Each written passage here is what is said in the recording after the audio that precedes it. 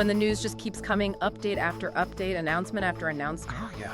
Information overload. It's just hard to keep track, hard to know what really matters. Exactly. And that's where we hope to help. You gave us this White House press briefing transcript. Right.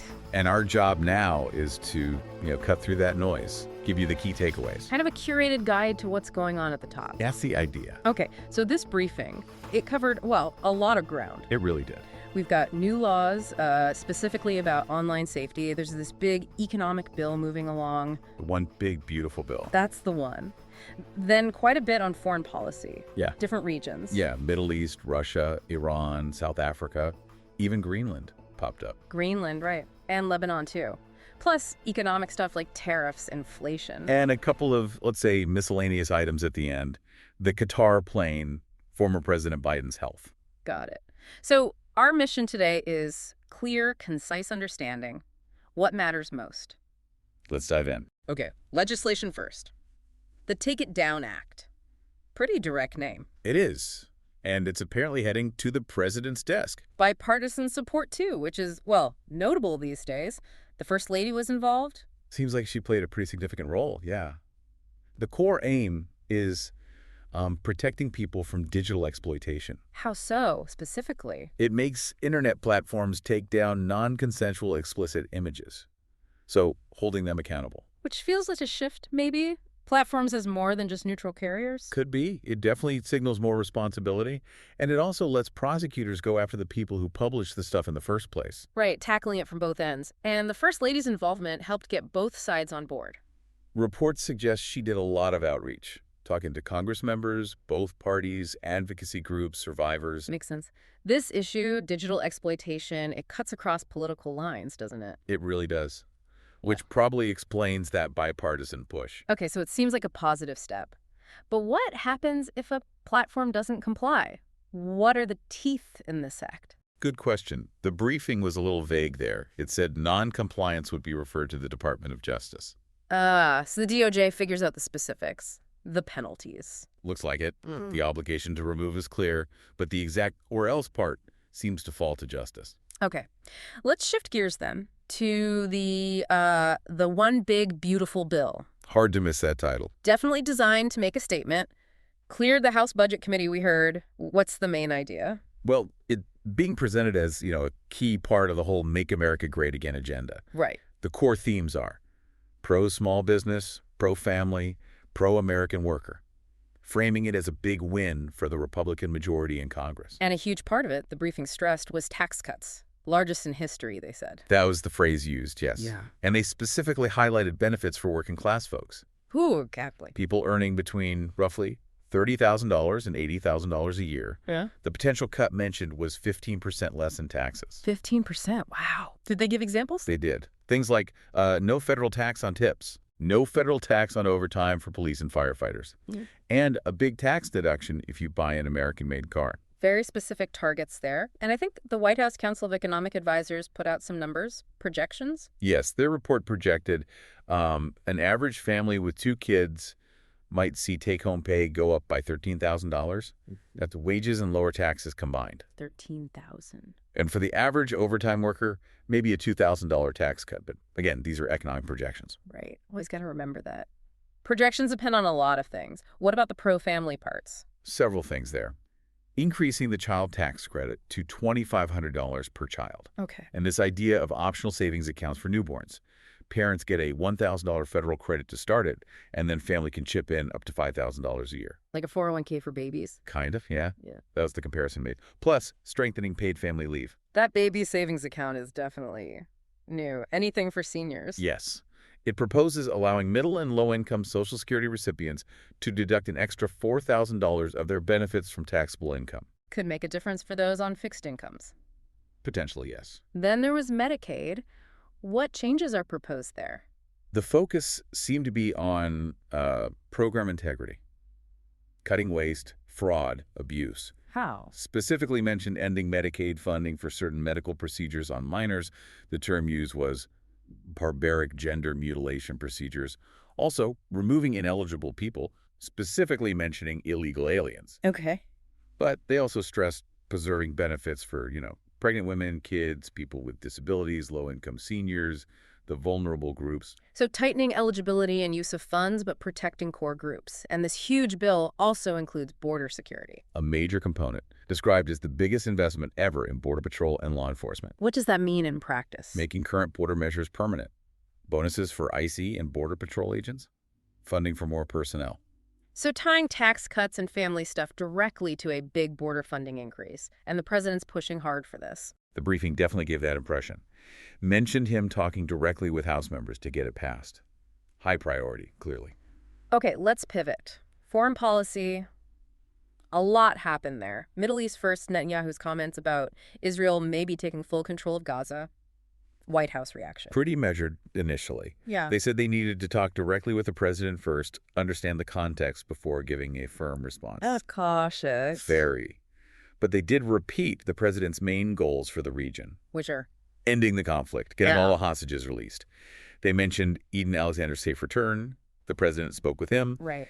And this recent Middle East tour was framed as a big reset of regional policy. A reset? All right, that sounds significant. What does it actually involve, according to the briefing? Is it really a fundamental shift? Good question. The briefing mentioned lifting some sanctions on Syria, strengthening ties with Gulf partners, Okay. and a big push to make the U.S. the preferred investment partner over China, especially in AI, Okay. but with security guarantees. The China angle. Countering their influence. Seems like it, particularly on the tech front. The AI deals, like with the UAE, are meant to have safeguards against technology leaking to China. Speaking of the UAE, they bought advanced AI chips, joined BRICS. Was that a concern? Tech transfer? It came up, but the emphasis was on those security guarantees within the AI deals. They're designed specifically to prevent that transfer to China. The idea is mutual benefit for the U.S. and Gulf partners in AI. Okay. Let's turn to Russia and Ukraine. There's a call planned between President Trump and Putin. Yes, and then a follow-up call planned with President Zelensky. What's the strategy behind that? The briefing framed it as putting U.S. interests first and trying to help end the conflict, engaging both sides to understand their views, maybe influence things. Got it. How about Iran? The U.S. repeated its 100% commitment to that red line on nuclear enrichment. Yes, very firm language. A red line usually means serious consequences if crossed. And Iran's response. The Iranian foreign minister apparently said their enrichment will continue. So, opposing stances. Clearly. But the U.S. also said discussions are ongoing through the special envoy. So diplomacy isn't dead, it seems. Okay. South Africa, the president is visiting the White House soon. Correct. And there was this mention of a controversial statement he supposedly made about resettled people being cowards. Yeah. What's the story there? The White House confirmed the meeting is happening. On the statement, they said they're aware of the reports and will respond after they check the details with state and the National Security Advisor. Verifying first. Makes sense. And then Greenland. That felt a bit random. It did come up. No trips planned.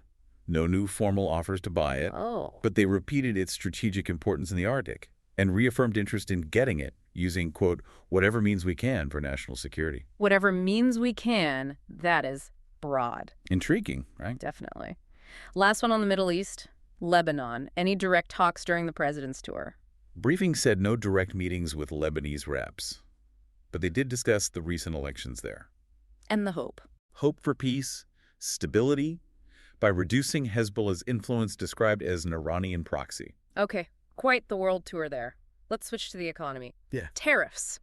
Always a hot topic. Always. There seemed to be a bit of a mixed message. The administration says Americans won't pay the tariffs. Right. But the president also said Walmart should eat the tariffs.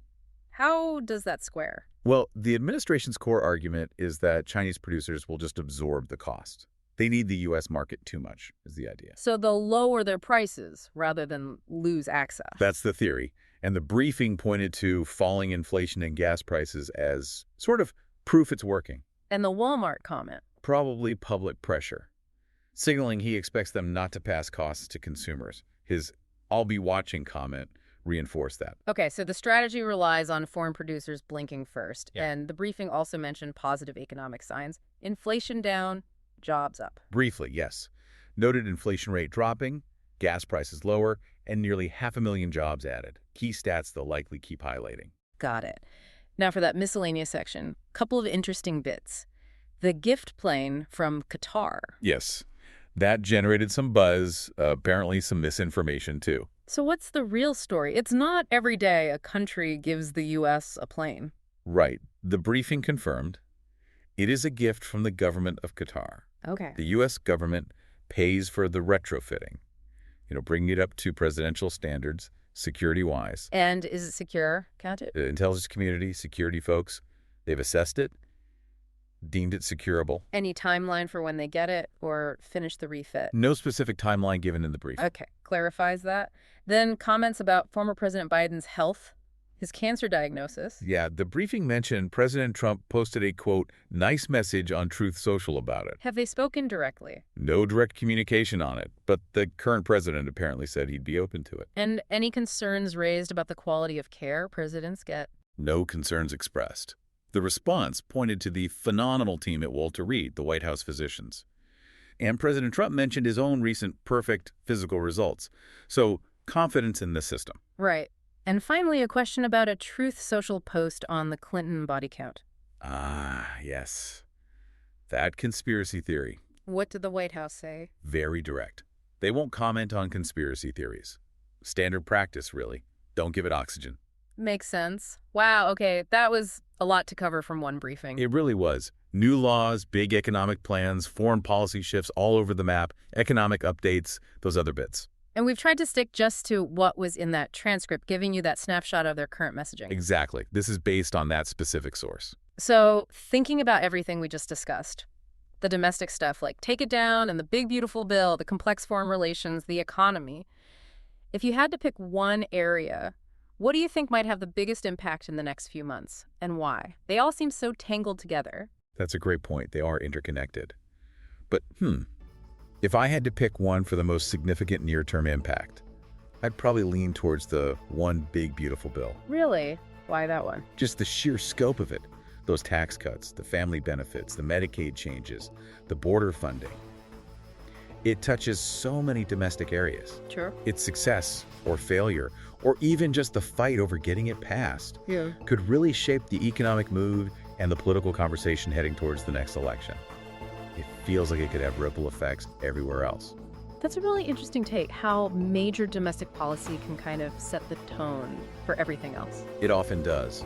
And, as always, for you listening, staying informed means watching how all these threads develop and thinking critically about what it all means. Well said. Thanks for walking through that deep dive with me. My pleasure. Until next time, questioning.